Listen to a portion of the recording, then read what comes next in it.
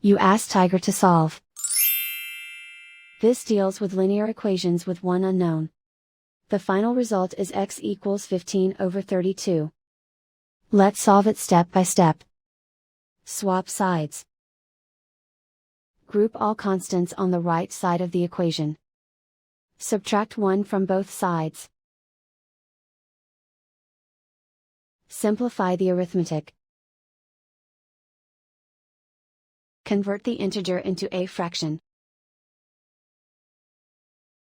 Combine the fractions. Combine the numerators. Isolate the x. Multiply both sides by inverse fraction 5/8.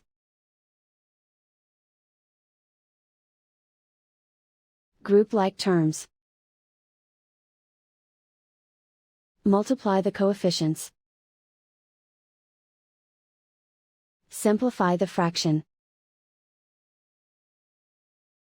Multiply the fractions. Simplify the arithmetic.